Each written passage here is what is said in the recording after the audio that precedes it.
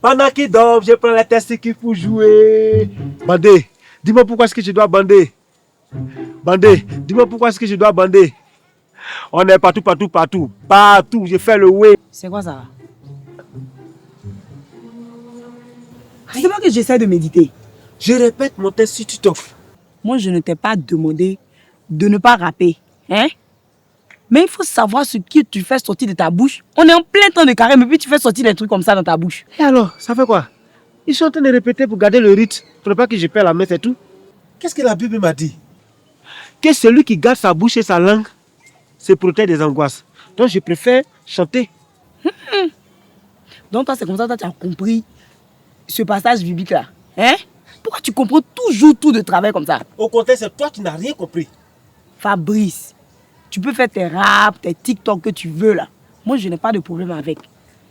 Mais ce que tu fais sortir de ta bouche là, faut que ce soit un peu catholique. Hein? Fais jeûner un peu ta langue. Tu penses pas que tu es en train de trop dire là? Tantôt, il faut gêner. Faut plus aller sur les réseaux sociaux. Faut gêner la langue. Au finish, je deviens quoi? Si c'est comme ça, là, je vais arrêter en même temps. Hein. Je vais arrêter en même temps. Toi, toujours, tu as un nouveau prétexte pour arrêter de jeûner. C'est ça, non? Au contraire, c'est toi qui es en train de me déranger. Tout ça là même, c'est long. Faut venir, on va méditer. Peut-être que ça va te changer un peu. Moi, venir méditer.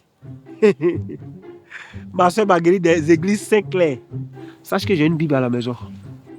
Changer. Pourquoi est-ce que je dois changer? Fabrice. Changer. Je ne sais pas pourquoi je dois changer. On est partout, partout. Partout. On fait le way. Méditer la parole de Dieu. Depuis le début de ce carême, nous sommes conduits vers la célébration de la fête de Pâques, la fête de la résurrection de notre Seigneur, la fête de notre salut.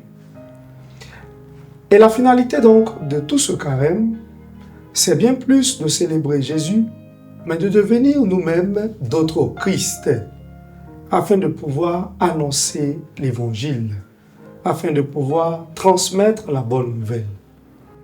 Et comment annoncer l'Évangile, qui est Jésus lui-même, si nous ne le connaissons pas? La méditation de la parole de Dieu, dans laquelle le Christ se fait découvrir, se pose comme le cadre privilégié pour connaître notre Dieu. Méditer la parole de Dieu devient donc essentiel pour tout chrétien. Le temps de carême est ainsi ce temps privilégié où nous pouvons méditer la parole de Dieu, où nous sommes appelés à faire corps avec cette parole. Le pape François, en instituant depuis l'année 2019 un dimanche de la parole, a voulu réveiller ce désir, cet amour de cette parole et surtout pointer du doigt la centralité de cette parole de Dieu dans notre vie.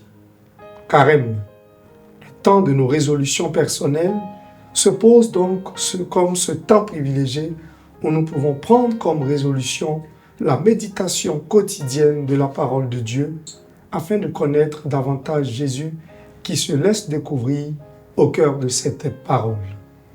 Demandons au Seigneur de nous aider durant ce temps de carême à mieux méditer sa parole, à dépoussiérer toutes nos Bibles, à faire passer toutes ces paroles de Dieu dans nos maisons d'objets d'art et de décoration en véritables compagnons de route.